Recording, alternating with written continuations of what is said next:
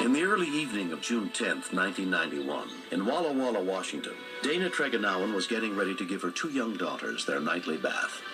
If they were cranky, that was something good to do with them because they liked their bath and liked to play. In fact, it was always a struggle to get them out of the tub.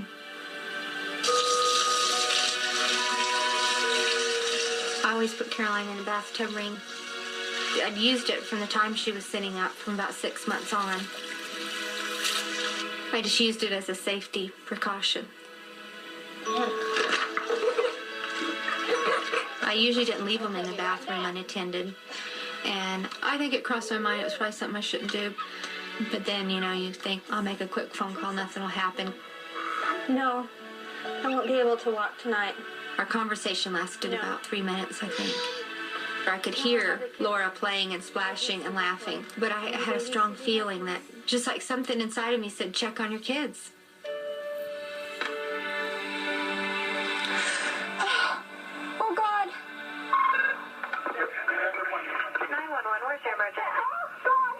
Where's your emergency? At 914 Street. 914 what? Street. Street? Oh. What's the problem? My little girl found the tub. She's blue. When I checked for her pulse on her neck, and I couldn't find a heart rate, I thought I had let her drown.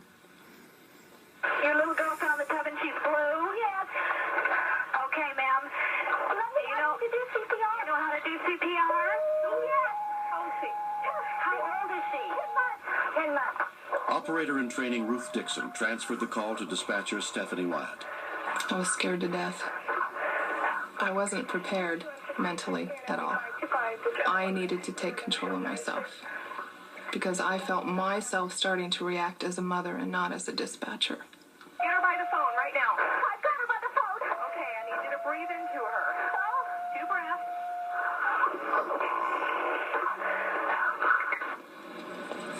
Walla Walla County Sheriff Sergeant Jim Romide was at the dispatch center when the call came in.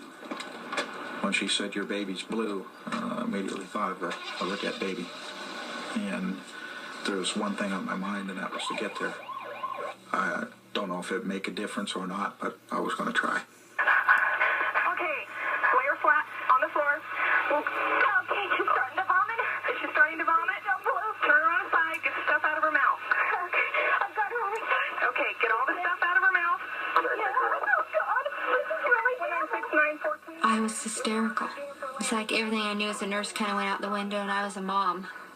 I thought I had lost my child. Okay, get it out of her mouth. Lay her flat. I've got her flat. 57. Okay. Did you get 2 breaths in there? I need you to use your fingertips and put them right between her nipples. I've got them. Okay? I need you to press down a half an inch to an inch 5 times. 1, 2, 3, 4, 5. Okay, she's starting to grimace. Okay, breathe for her. I got a clear mouth. Okay. Oh, help me. You're doing good. The emotional part is really tough for us to take, even though it's just our job. It's just really gut-wrenching. Calm down. You're doing fine. Breathe in. Okay, breathe into her mouth. Make sure not to breathe too hard. Okay. Put your fingers in between her nipples again. I'm doing it. 1/2 to an inch. 1, 2, 3, 4, 5. I know how to do this. Breathe. Okay, breathe into her mouth. Jennifer Lane. Are they going to be here soon? Yes, just keep going. 2, 3, 4, 5. Okay, breathe. Out of her mouth. Okay, put her on her side. I got Scoop it it. all out.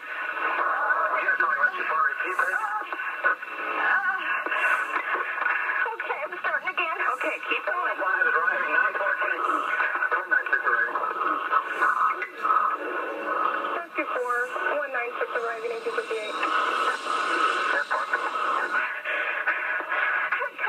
Keep it up. Just keep going until they take over.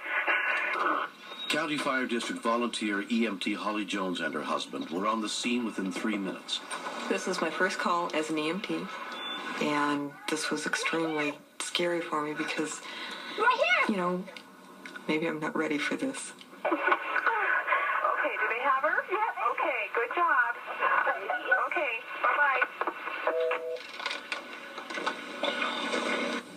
hoped and prayed that that baby would live. But I had no way of knowing. A city fire department unit also arrived, led by senior paramedic Chuck Holman. My first reaction was, this kid is going to die. Okay. She was barely breathing. Let's get this cleaned out here. So, absolutely no time to waste. I can't ventilate, right? Give me some oxygen. I felt terribly guilty. She has put her life into my hands. She was just a little innocent person. And I felt like I'd really failed her. She's starting to throw up. Got a gag here. We suctioned the airway thoroughly, real aggressively, and that was the turning point. The more we suctioned, the more, whatever it was occluding her airway, and we were able to suction out. And that's when Carolyn started to cry.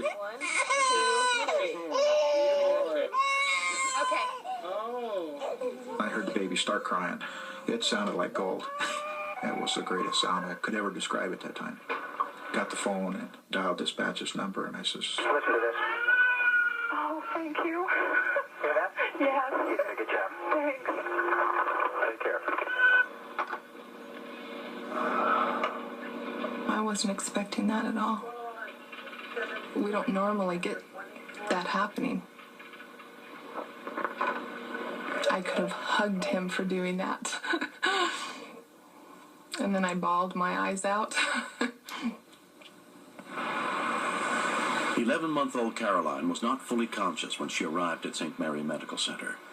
Richard Jacobs was one of the doctors involved in her care. Typically, if the brain is deprived of oxygen,